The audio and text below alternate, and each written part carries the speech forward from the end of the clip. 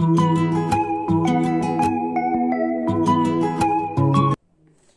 प्यारे बच्चों, हम लोगों ने एक्सरसाइज 8.4 शुरू करने से पहले आपने त्रिकोणमिति सरल समीकरण पिछले वीडियो में देख ली होंगी। उन्हीं पर आधारित आपके इसमें प्रश्न पूछे जाएंगे, आपको बता चुके थे। तो इसमें जो फार्मूले यूज होने वाले हैं, एक बार आप उन्हें पहले देख लीजिए और लिख लीजिए। उन्हें जब सामने रखेंगे तभी आपसे प्रश्न लगना स्टार्ट होंगे। तो आइए देखते हैं वो कौन कौन से सूत्र हैं। तो पहला सूत्र इसमें आपका दिया हुआ है, अगर साइन ए दे रखा हो तो साइन ए अपोजिट होता है 1 कोसेक ए का। दूसरा, कॉस ए अगर देखा जाए तो अपोजिट होता है 1 सेक ए का। और तीसरा, अगर टेन ए देखा जाए तो ये अपोजिट होता है 1 कॉट ए का। अगर चौथा देखा जाए तो कोसेक के अपोजिट देखा जाए तो ये साइन ए का अपोजिट होता है। इसी तरीके से पांचवा जो बचा है वो कॉट ए है। कॉट ए अपोजिट होता है 1/tan ए। एक और बचा है छठा कौन सा रह गया? साइन हो गया, कॉस हो गया, टेन हो गया, कोसेक हो गया, कॉट हो गया। और छठा त्रिकोणमितीय अनुपात सेके बचा। सेके जो अपोजिट होता है वो कॉस ए के अपोजिट होता है। तो ये सारे फार्मूले आपके जो क्वेश्चन आने वाले हैं उनमें सब यूज होंगे। तो इन्हें आप ऐसा करेंगे कि पहले पेज पर लिख लेंगे और फिर प्रश्न को लगाना शुरू करेंगे, तभी आपसे प्रश्न लगेंगे। अगर ये सूत्र आपको नहीं आ रहे होंगे तो प्रश्न हल करना बड़ा ही मुश्किल काम होगा। अगर इन्हें देख लिया तो आपसे प्रश्न बहुत ही सरल तरीके से हो जाएगा। इसी के साथ सातवां भी याद रखना कि tan a का अनुपात एक दूसरा भी होता है, tan a का होता है। इसी प्रकार सातवां एक और इसमें बढ़ जाता है अनुपात। tan a का जो अनुपात है वो sin a upon cos a होता है। इसी तरीके से एक आठवां भी है, cot a का अगर अनुपात देखा जाए तो cot a का होता है cos a upon sin a। और इसके बाद जो आपको 3 त्रिकोणमितीय सरल समीकरणें बताई थी वो याद रखेंगे कि sin square a plus cos square a बराबर 1 होता है। दूसरी सरल समीकरण थी sec square a minus tan square a बराबर 1 होता है। तीसरी सरल समीकरण थी cosec square a minus cot square a बराबर 1। इन 3 त्रिकोणमितीय सरल समीकरणों का प्रयोग करते हुए हम इन प्रश्नों को हल कर सकते हैं। तो आपका जो प्रश्नावली 8.4 का पहला प्रश्न है, आइए उसे देखते हैं। क्या कह रहा है आपसे? आपसे कह रहा है कि त्रिकोणमितीय अनुपात, ये साइन ए जो है, सेक ए तथा टेन ए, इन तीनों को आपको कॉट ए के पदों में व्यक्त करना है। देखो, साइन ए भी किस में आ जाए? कॉट ए में आ जाए।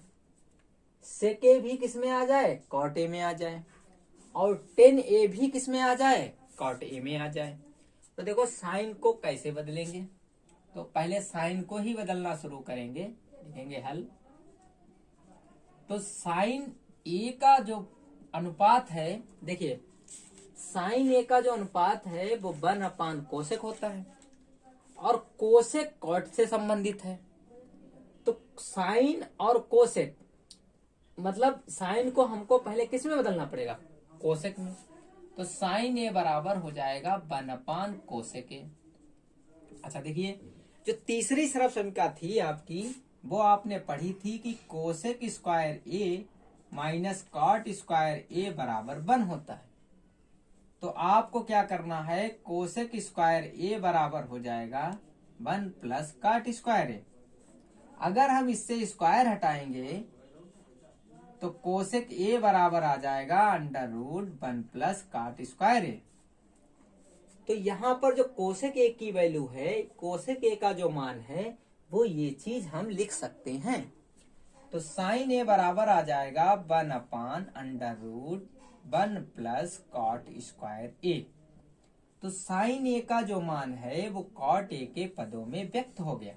ये कॉट ए के पदों में है। अब आपको मान लाना है सेक ए का। तो देखो यहां से जो हमने रिलेशन लिखे हैं इन्हीं में देखिए, सेक का मान सेक टेन से रिलेशन रखता है, सेक का टेन से रिश्ता है, इसका मतलब सेक को हम टेन में बदलेंगे और टेन तुरंत कॉट में बदल जाएगा। तो पहले तो हम यहाँ से सरल समीकरण का प्रयोग करेंगे। सेक ए बराबर क्या लिखेंगे, इस सरल समीकरण को आप उठाइएगा। सरल समीकरण है सेक square A minus tan square ए बराबर 1 होती है। तो अगर हम सेक स्क्वायर ए का मान निकालेंगे तो 1 प्लस टेन स्क्वायर ए आएगा। अगर हम स्क्वायर हटाएंगे तो सेक ए की वैल्यू आएगी, ये आएगा 1 प्लस टेन स्क्वायर ए। तो कहने का मतलब इसको हम लोग लिख सकते हैं सेक ए को 1 प्लस टेन स्क्वायर ए, और हमको मान चाहिए है कॉट में। तो टेन का जो मान है वो 1/कॉट होता है। टेन ए की जगह पर हम लोग क्या लिख सकते हैं, 1/कॉट ए लिख सकते हैं। तो इसलिए इसमें जब वैल्यू पुट करेंगे तो 1 प्लस 1 ये कॉट ए आ जाएगी और इसका होल स्क्वायर हो जाएगा। तो इसमें फिर हल करेंगे तो ये 1 प्लस 1 का स्क्वायर तो 1 ही रहेगा और ये कॉट स्क्वायर ये अलग हो जाएगा। इसका एलसीएम लेंगे तो ये आ जाएगा, इसका एलसीएम हो जाएगा कॉट स्क्वायर ए। तो यहाँ पर ये आ जाएगा कॉट स्क्वायर ए प्लस 1। देखिए अंडर रूट ऊपर का अलग हो जाएगा तो इसे लिख सकते हैं 1 प्लस कॉट स्क्वायर ए। नीचे अंडर रूट अगर अलग होता है तो इसको हम लोग लिख सकते हैं कॉट स्क्वायर ए। इसका स्क्वायर निकालेंगे तो हमको मिल जाएगा under root 1 plus cot square A upon cot A. तो जो ये मान है सेक ए का कॉट ए के पदों में भी व्यक्त हो गया है। इसमें तीसरा मान टेन ए का है। तो आइए टेन ए का भी देखते हैं किस तरीके से मान हम लोग लिखेंगे। तो टेन के लिए अब टेन ए को हमको कॉट ए के पदों में व्यक्त करना है। तो टेन ए जो है, टेन ए का हमने आपको फार्मूला पहले लिख दिया। टेन ए का फार्मूला होता है 1/कॉट ए। तो टेन ए को हम चूंकि लिख सकते हैं 1/कॉट ए, ये आपको याद होना चाहिए। तो ये कॉट ए के पदों में टेन ए भी लिख गया है। इस तरीके से आपका पहला प्रश्न नंबर हल हो गया है। आइए अब देखते हैं दूसरा सवाल में आपसे क्या कह रहा है। तो दूसरे प्रश्न में आपसे बच्चों कह रहा है कि कोण ए है उसके अन्य सभी त्रिकोणमितीय अनुपातों को केवल सेक ए के पदों में आपको लिखना है। तो आप कैसे लिखेंगे। पहला प्रश्न जो है, पहला अनुपात जो है अन्य त्रिकोणमितीय अनुपात, पहला अनुपात साइन ए होता है। तो बच्चों थोड़ा सोचना पड़ेगा आपको कैसे लिखना है। देखो साइन ए को हमें कहाँ ले जाना है, सेक में। तो देखो साइन को किस में तोड़ सकते हैं, 1/कोसेक में। अच्छा कोसेक आया रिलेशन यहाँ से, कोसेक को किस में तोड़ सकते हैं, कॉट में। कॉट से किस में तोड़ सकते हैं, टैन में। और टैन को किस में तोड़ सकते हैं, सेक में, यहाँ से। तो बहुत लंबी कहानी है, थोड़ा आपको धैर्य रखना पड़ेगा और समझना पड़ेगा। तो आइए हमारे साथ चलते हैं और देखते हुए बड़ो धैर्यता से देखिए, सब समझ में आएगा। साइन ए को सबसे पहले हम लोग लिख सकते हैं साइन ए बराबर, देखो ये फार्मूला लिखा है, लिख सकते हैं कोसेक ए। तो साइन ए को सबसे पहले हम लोगों ने लिखा कोसेक ए। अब इस वाली सरफ समीकरण में आ जाओ। ये सरफ समीकरण आपकी कह रही है कि cosec square A minus cot square ए बराबर 1। तो मेरे प्यारे बच्चों अगर हम कोसेक का मान निकालेंगे, कोसेक स्क्वायर का, तो 1 प्लस कॉट स्क्वायर ए हो जाएगा। और कोसेक ए का जो मान है वो हो जाएगा under root 1 plus cot square A. मतलब कोसेक ए की जगह पर हम लोग 1/कॉट स्क्वायर ए लिख सकते हैं। तो इसलिए ये हो जाएगा under root 1 plus cot square A. अच्छा कॉट को हम 10 में बदल सकते हैं। 10 में क्यों बदल रहे हैं, क्योंकि यहाँ पर देखो सेक 10 के साथ रिलेशन में है। तो पहले नंबर में हमको क्या करना पड़ेगा, कॉट को 10 में बदलना पड़ेगा। तो कॉट की जो वैल्यू होती है कॉट ए की, तो 1/10 ए होती है। तो इसको क्या करेंगे, इसे लिखेंगे 1/अंडर रूट 1 प्लस, देखो स्क्वायर है तो 1/10 स्क्वायर ए हो जाएगा। तो इस तरीके से ये हो जाएगा, इसमें एलसीएम टेन स्क्वायर ए आ जाएगा, तो यहाँ पर आ जाएगा टेन स्क्वायर ए प्लस 1 ऊपर 1। देखो यहाँ से स्क्वायर निकल आएगा, तो 1 अपान ये आ जाएगा under root 1 plus ten square A लिख सकते हैं। और अंडर रूट इसका अगर स्क्वायर निकालेंगे तो 10a आएगा। 10a को ऊपर ले जाएंगे, ये ऊपर चला जाएगा, तो ये आ जाएगा 10a upon under root 1 plus 10 square A. देखो अब यहां से आ जाइए, हमको सेक में बदलना है, तो देखो 10 स्क्वायर ए बराबर कल आपको फार्मूला बताया था, होता है सेक स्क्वायर ए माइनस 1। तो अगर हम 10a की वैल्यू निकालेंगे तो यहां से हमको मिलेगा under root sec square A minus 1। और अगर हम यहाँ पर 1 प्लस 10 स्क्वायर ए की वैल्यू निकालेंगे तो सेक स्क्वायर ए बराबर हो जाएगा 1 प्लस 10 स्क्वायर ए। मतलब यहाँ पर आपको 10 की वैल्यू डालनी है, तो ये आ जाएगा under root sec square A minus 1। नीचे अगर हम यहाँ से स्क्वायर हटाएं तो सेक ए आ जाएगा, और ये आ जाएगा अंडर रूट 1 प्लस 10 स्क्वायर ए। तो मतलब इसकी जगह पर आ जाएगा सेक ए। मतलब साइन ए को अगर आपको सेक के पदों में लिखना हो तो under root sec square A minus 1 upon sec ए आ जाएगा।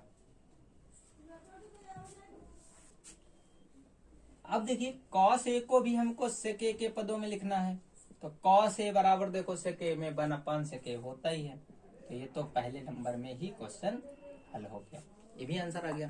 कॉस ए को हमने सेक ए के पदों में व्यक्त कर दिया। अब इसी में हमको तीसरा tan a को भी बदलना है, तो आइए tan a को लिखते हैं। तो tan a को सेक में ले जाना है, तो tan पहले कॉट में जाएगा, कॉट से फिर tan में जाएगा, tan से फिर सेक में जाएगा। कहने का मतलब tan a को पहले हम लोग लिखे 1 अपान कॉट ए। सॉरी, tan को तो डायरेक्ट लिख सकते हैं क्योंकि tan का सेक से रिलेशन है।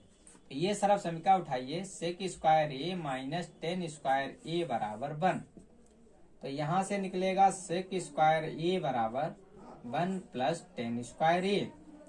तो सेक ए बराबर आ जाएगा अंडर रूट 1 प्लस 10 स्क्वायर ए। तो ये वैल्यू जो है यहाँ पर